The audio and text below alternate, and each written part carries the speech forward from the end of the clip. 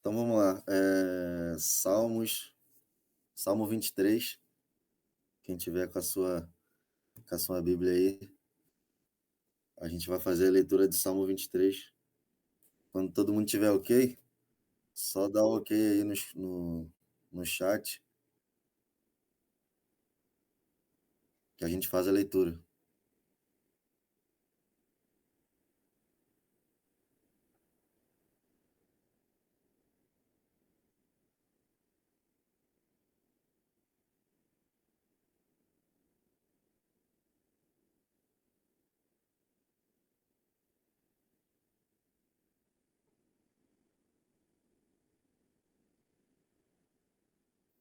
Vamos ler então. O Senhor é meu pastor e nada me faltará. Ele me faz repousar em pastos verdejantes. Leva-me para junto das águas de descanso. Refrigera minha alma. Guia-me pelas veredas da justiça, por amor do seu nome. Ainda que eu ande pelo vale da sombra da morte, não temerei mal nenhum, porque tu estás comigo. O teu bordão e o teu cajado me consolam. Prepara-me uma mesa na presença dos meus adversários. Unges-me a cabeça com óleo, o meu cálice transborda. Bondade e misericórdia certamente me seguirão todos os dias da minha vida e habitarei na casa do Senhor para todo sempre. Amém? Esse é um salmo bastante conhecido. É um salmo que é utilizado em vários momentos, né? Momentos de tristeza e momentos de alegria. As pessoas utilizam desse salmo, né? E, na verdade, a gente que está todo um ciclo, né? Nesse falando a respeito dos salmos, né? E os salmos, ele é muito bom, porque ele dialoga com a gente, né? Tem até uma frase que eu peguei aqui, que é uma frase do Charles Spurgeon, que ele fala que nos Salmos não somente Deus fala, mas ele deixa que o homem fale também. E por isso que a gente se identifica bastante, né, com os Salmos. A gente acaba se identificando bastante. E no Salmo 23, ele fala de Jesus, né, o bom pastor. Jesus, ele é o bom pastor. Então, esse salmo, apesar da gente poder e deve, né, fazer aplicações práticas para a gente, né, na nossa vida, aplicações práticas para a nossa vida, esse salmo ele diz mais sobre o pastor do que quem é pastoreado, que no caso somos nós. Então ele diz mais sobre quem é o pastor, muito mais do que de quem está sendo pastoreado por esse pastor, né? Então, eu estou lendo um livro atualmente, e esse livro ele se chama Pregação, né? Comunicando a fé cristã na era do ceticismo, que é do Tim Keller. E uma das coisas, né, dentre as muitas coisas que o livro ele nos ensina, né, está me ensinando, né? Uma dessas ferramentas é poder pregar Cristo em toda a Escritura, né? Então, quando eu me deparei com esse salmo, eu consegui enxergar, né? Eu não tinha essa visão antes, né? Eu não conseguia tirar, né, de todos os textos, mas esse livro ele vem me ensinando bastante coisa e me abrindo os olhos, né? Então eu consigo enxergar nesses salmos, né, falando sobre Jesus, o bom pastor. Desculpa o barulho aí, que acho que tem alguém na cozinha usando um liquidificador. Então o Salmo 23, ele fala de Jesus, né, o bom pastor. E esse Salmo 23, ele faz parte de uma trilogia muito bacana, que a gente pode notar aí, que é o Salmo 22, o 23 e o 24, né? Que são salmos que falam a respeito de Jesus, né? O Salmo 22, ele fala da cruz, o Salmo 23, ele fala do cajado, e o Salmo 24, ele fala da coroa. Então, a gente consegue fazer paralelos, né, no Novo Testamento, né, que, com os retratos de Jesus como pastor. Então, por exemplo, se a gente for pegar o texto de João 10, capítulo 11, né, Jesus ele é o pastor que dá a vida pelas ovelhas. E ele é representado pelo Salmo 22, fala da cruz. Já lá em Hebreus 13, 20, né, Jesus ele é o grande pastor das ovelhas, que vive pelas ovelhas. E ele é representado pelo Salmo 23. E a gente consegue também fazer um paralelo lá em 1 Pedro, capítulo 5, versículo 4, né, que Jesus ele é o supremo pastor que voltará para as suas ovelhas. E ele é representado pelo Salmo 24. Então, a gente consegue enxergar com bastante obviedade Jesus nessa trilogia e consegue fazer paralelos, né? E o Salmo 23, ele é uma mensagem, agora me atendo, né, ao Salmo da qual eu vim falar. O Salmo 23, ele é uma mensagem de descanso, né, uma mensagem de esperança contra o medo. Todo esse salmo aponta para Jesus, né, o bom pastor que dá a vida por suas ovelhas. Jesus, ele dá a vida por suas ovelhas, né? Ele veio e deu a vida pelas suas ovelhas. Então a gente consegue enxergar nesses salmos. E eu queria destacar com vocês agora, entrando, né, no texto agora, eu queria destacar 4 figuras importantes, né, que são listadas nesse Salmo 23. E a primeira delas é quando a gente lê aí o versículo 2, né? Nós já falamos sobre o versículo 1, né? O Senhor é o meu pastor, ele é o nosso pastor, né? E em nada temos falta, né? Que ele nos supre. E a gente vai ver essa questão no decorrer dos Salmos, né? Então, a primeira figura aí que eu quero pontuar com vocês é o versículo 2, né? Ele me faz repousar em pastos verdejantes. Então, a gente vai ver ao longo desses salmos, né? Até o versículo 4, ele faz uma analogia, né, a respeito com um pastor de ovelhas. Ele fala sobre esse pastorado e ele faz uma analogia com o pastor de ovelhas. Então, eu vou respeitar essa analogia e continuar utilizando ela. Então, quando ele fala no versículo 2 aí, ó, ele me faz repousar em pastos verdejantes. O que são esses pastos verdejantes? Esses eram o local, os pastos verdejantes, ele era o local onde as ovelhas elas recebiam alimento, o alimento necessário. Então, nesse local, as ovelhas elas recebiam o alimento necessário, né? Então, ele me faz repousar em pastos verdejantes. Então, nesse local, o pastor levava as ovelhas e lá elas eram alimentadas de forma necessária. Então, quando a gente vai lá para Hebreus, capítulo 1, versículo do 1 ao 3, a gente vai ver que Jesus ele é a plenitude da revelação de Deus. Ele é o nosso alimento, o alimento esse necessário para a vida eterna, como diz lá também em João 6, versículo 51. Ele é o pão da vida. Então, ele é o pão da vida. Então, nele nós temos alimento, e nós temos alimentos necessários para a vida eterna. Então, quando nós somos levados a Jesus, nós temos nele alimento. Nós temos nele alimento e aquele alimento necessário para a vida eterna. Como diz lá em João, capítulo 6, versículo 51. Se vocês quiserem anotar a referência para ler depois, mas eu vou dar uma lida aqui no texto, que ele vai dizer assim, ó, eu sou o pão vivo que desceu do céu. Se alguém dele comer, viverá eternamente. E o pão que eu darei pela vida do mundo é a minha carne. Então Jesus, ele é o pão da vida. Ele é o alimento necessário das suas ovelhas. Então ele próprio diz aqui, ó, que ele é o pão vivo que desceu do céu. E se quem dele comer, viverá eternamente. E o pão que ele deu por nossa vida é a própria carne dele. Então, o salmista ele faz essa analogia e a gente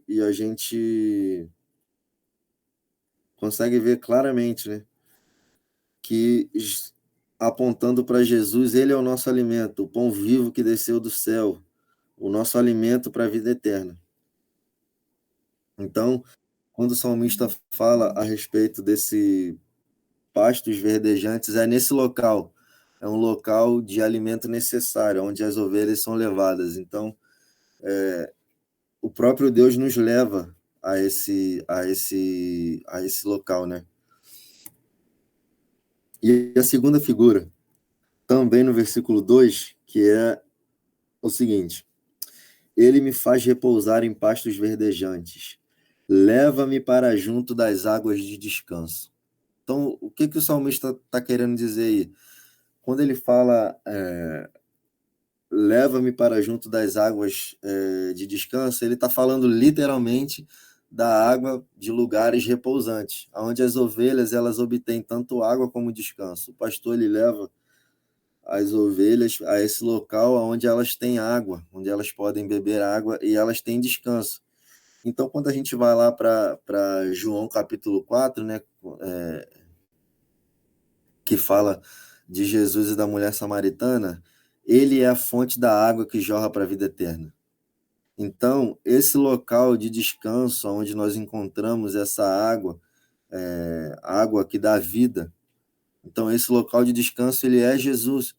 Então, a gente, lá em João, quando falando, o texto falando de Jesus e da mulher samaritana, ele deixa bem claro, né? A fonte da água que jorra para a vida eterna, ele é a fonte da vida. Então, quem beber daquela água não volta mais a ter sede, porque dessa fonte jorra para a vida eterna. Então, essas águas de descanso da qual o salmista se refere, nós somente encontramos em Jesus. Somente nele a gente consegue encontrar essas águas de descanso. Então, o salmista está falando, leva-me para junto das águas de descanso. E nós a encontramos em Jesus. A terceira figura que a gente aponta no texto, versículo 3, refrigera minha alma, guia-me pelas veredas de justiça por amor do seu nome. Então, refrigério de alma, essa expressão no texto, ela se refere à renovação física. E que renovação física é essa? Essa renovação as ovelhas experimentam quando elas obtêm o alimento, a água e o descanso necessário. E aonde nós encontramos isso? Que nós acabamos de ver? Somente em Jesus. Somente em Jesus temos essas coisas, como vimos anteriormente. Somente nele nós temos o alimento necessário, a água da vida, o descanso. Nós somente temos descanso em Jesus. Então nós devemos repousar nele, mesmo quando nós estivermos passando por inúmeras dificuldades, por momentos difíceis, nós devemos repousar em Jesus, porque nele nós seremos alimentados, nós receberemos a água da vida e o descanso necessário. E a quarta e última figura, aí a gente já vai para o versículo 4, que vai dizer: ainda que eu ande pelo vale da sombra da morte, não temerei mal nenhum, porque tu estás comigo, o teu bordão e o teu cajado me consolam. Então, novamente, o salmista ele está fazendo uma analogia do pastor, né, com o pastor de ovelhas. Então, o que era o bordão? Ele fala aí: o teu bordão e o teu cajado me consolam. O bordão ele era um instrumento utilizado para afugentar os animais selvagens. Ele era utilizado para afugentar esses animais de perto do rebanho. E o cajado ele servia para orientar o rebanho. O cajado ele servia para orientar o rebanho. Então, quando a gente pega esse texto e a gente vai lá para Romanos 8, que vai dizer o seguinte: Jesus ele é o nosso bordão. Por quê? Porque Romanos 8 diz que nele nós temos vitória completa em todas as situações e que nada nos separa desse amor que está em Cristo. Então, esse cajado que servia para poder, esse bordão que servia para poder proteger as ovelhas dos animais selvagens, então, essa proteção nós encontramos em Jesus. Nele nós temos a vitória completa em todas as situações e que nada nos separa desse amor que está em Cristo. O texto vai dizer que nem profundidade, nem altura, nem profundidade, nem largura, nada é capaz de nos separar do amor de Deus que está em Cristo. Então, em Cristo, nós temos esse bordão, essa proteção. Nele, nós temos vitória completa em todas as situações. Mesmo que nós passemos pelo vale da sombra da morte, como o texto está dizendo aqui, ó, inúmeras situações da nossa vida, ainda que eu ande pelo vale da sombra da morte, pelas dificuldades, pelas guerras, né, que nós enfrentamos na nossa vida, nós temos proteção em Cristo, porque nele nós temos vitória em todas as situações da vida. Só que Jesus também ele é o cajado, ele é o guia, ele nos guia. Lá em João 8,12 vai dizer que Jesus ele é o nosso guia, ele é a luz do mundo. Quem segue a Jesus não anda nas trevas e sim na luz, porque ele é a luz do mundo, ele é o nosso guia. Então, quando nós somos guiados por Jesus, nós não andamos nas trevas, nós não estamos perdidos. Então, ele é o nosso cajado, ele é o nosso bordão, ele é o nosso cajado que nos consola. Então, o Salmo 23 tudo aponta para Jesus, porque nele nós estamos completos em todas essas coisas. E para a gente terminar, lá no versículo 6, ele vai dizer, ó, bondade e misericórdia certamente me seguirão todos os dias da minha vida, e habitarei na casa do Senhor para todo sempre. Assim como as ovelhas na companhia do pastor, o salmista aqui ele se aquieta, ele se tranquiliza na certeza de que ele tem um lar eterno com Deus. Então, em Jesus nós temos tudo. Em Jesus nós somos plenos, ele nos dá a certeza de vitória e nele podemos confiar. Jesus, ele é o bom pastor, ele dá a vida pelas suas ovelhas. Ele dá a vida por nós, por suas ovelhas. Então, nele nós temos alimento, nele nós temos descanso, nós temos fontes para a vida eterna, nós temos um guia, nós temos um protetor e um lar eterno junto do Pai. Então, mesmo que nós passemos por todas as dificuldades da vida, todas as situações que nós somos postos à prova, e a gente sabe que a nossa vida ela é luta atrás de luta, nós temos guerras no nosso trabalho, nós temos guerra na nossa faculdade, nós temos guerras na nossa família. Então, nós passamos por inúmeras dificuldades, mas com a certeza de que em Jesus nós somos plenos de todas as coisas. Com Ele, nada nos falta.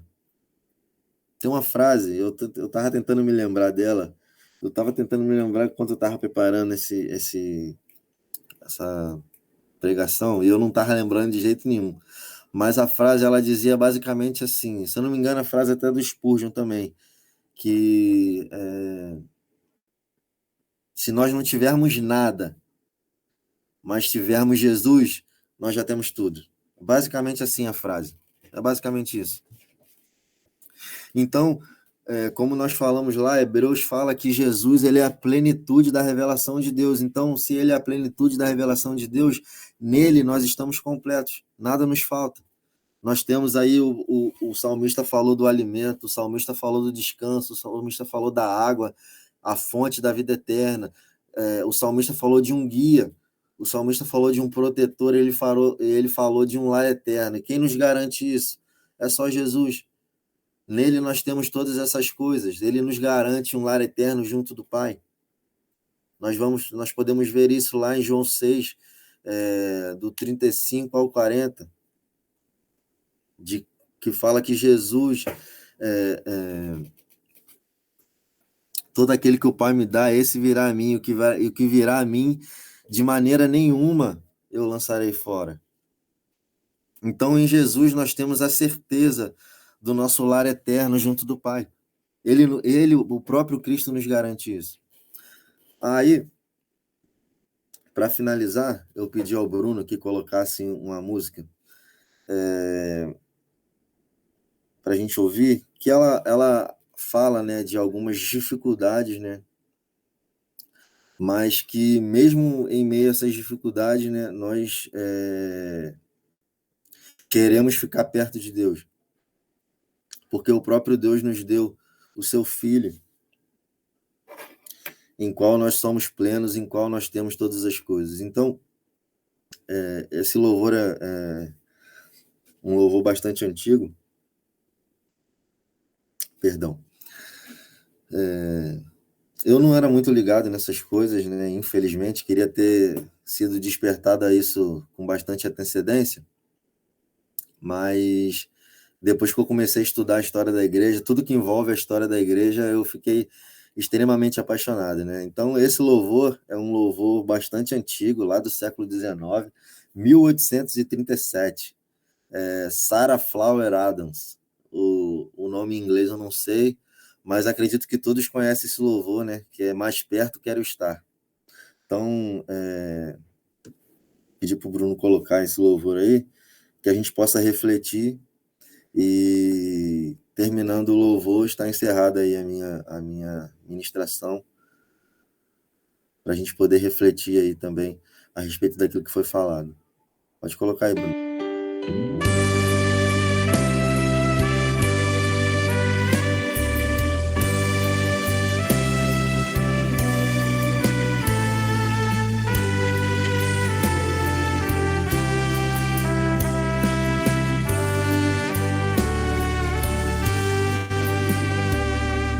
Mais perto quero estar, meu Deus, de ti, ainda que seja dor que me una a ti, sempre hei de suplicar, mais perto quero estar, mais perto quero estar, meu Deus, de ti. Andando triste aqui na solidão,